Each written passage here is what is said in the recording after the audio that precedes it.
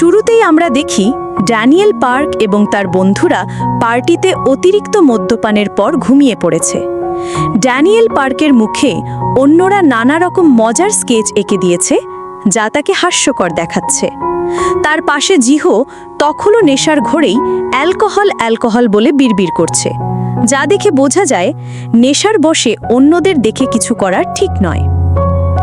পরের দিন সকালে হ্যান্ডসাম ইনস্ট্রাক্টর জিউস মেয়েদের সাথে বোটে চড়ে জল ছিটিয়ে মজা করছেন।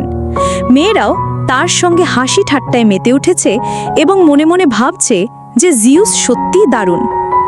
অন্যদিকে মোটা ইনস্ট্রাক্টর ওয়াংবিন দূর থেকে তাদের কর্মকাণ্ড দেখছেন এবং মনে মনে বেশ অসন্তুষ্ট।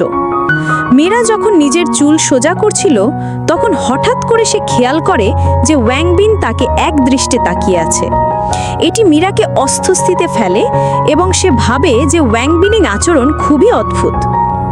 সন্ধ্যা ঘনিয়ে এলে ইনস্ট্রাক্টররা একটি বিশেষ মোমবাতি জ্বালানোর অনুষ্ঠানের আয়োজন করেন। তিনি ব্যাখ্যা করেন যে মোম যেমন নিজে জ্বলে অন্যদের আলো দেয়, তেমনি আমাদের জীবনে কিছু মানুষ আছেন যারা আমাদের জন্য মোমবাতির মতো, যেমন আমাদের বাবা মা। এই কথা শুনে সব মেয়েরাই আবেগপ্রবণ হয়ে পড়ে এবং মোমবাতি জ্বেলে তাদের প্রিয়জনদের স্মরণ করে কাঁদতে শুরু করে।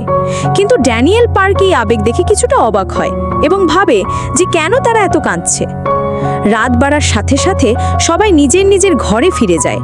ভ্যাস্কো এবং তার বন্ধুরা বালিশ নিয়ে তুমুল মারামারি শুরু করে। ভ্যাস্কো অন্য সময় চুপচাপ থাকলেও সেদিন সে তার এক বন্ধুকে হঠাৎ করে হাওয়ায় ছুঁড়ে দেয়, যা দেখে বাকিরা ভয় পেয়ে যায়। ড্যানিয়েল পার্ক মনে মনে ভাবে সবাই এখানে কত মজা করছে এবং সুন্দর স্মৃতি তৈরি করছে। ওয়্যার হাউসে মুখোমুখি সংঘর্ষ। ইনস্ট্রাক্টরদের ঘরে ওয়াংবিন এবং জিউস মদ পান করছিল। ওয়াংবিন নিজেকে একজন স্থায়ী যুব পরামর্শদাতা এবং জিউসকে একজন অস্থায়ী ইনস্ট্রাক্টর হিসেবে মনে করছিল। ওয়াংবিন মীরার কিছু ছবি তার ফোনে দেখতে পায় এবং সে মীরাকে খুঁজে বের করার সিদ্ধান্ত নেয়। সে ওয়্যার হাউসের দিকে যায়। ওয়্যার হাউসে পৌঁছে ওয়াংবিন দেখে যে জিউস এবং মীরা সেখানে একসাথে রয়েছে।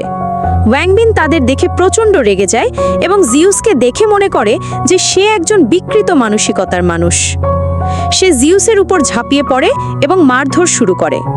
সত্যের উন্মোচন ও মুখোশ। এই সংঘর্ষের মাঝেই মীরা একটি মোবাইল ফোন দেখতে পায়। ফোনটিতে তার গোপন ক্যামেরায় তোলা কিছু ছবি রয়েছে। সে বুঝতে পারে যে ফোনটি ওয়াংবিনের। এই ভয়ঙ্কর সত্য জানার পর মীরা রাগে ওয়াংবিনকে ধাক্কা দিয়ে সরিয়ে দেয়। এরই মধ্যে ড্যানিয়েল পার্কের মোটা শরীর, যা তার বাড়িতে ছিল, একটি পোস্টার দেখতে পায়। সেই পোস্টারে জিউসকে একজন কুখ্যাত অপরাধী এবং ধর্ষিকার র্যাপিস্ট হিসেবে চিহ্নিত করা হয়েছে।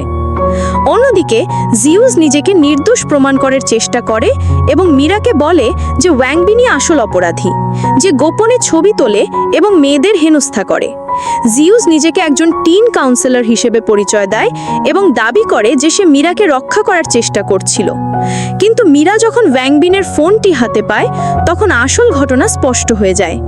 জিউসের মুখোশ খুলে পড়ে এবং সে মীরাকে উত্ত্যক্ত করতে শুরু করে, তার পুরনো অনুভূতিগুলো প্রকাশ করে। অধ্যায়ের শেষে আমরা একটি গুরুত্বপূর্ণ শিক্ষা পাই যে আমরা সবসময় বাইরে থেকে মানুষকে দেখে বিচার করতে পারি না, কারণ অনেকেই তাদের আসল রূপ লুকিয়ে রাখে।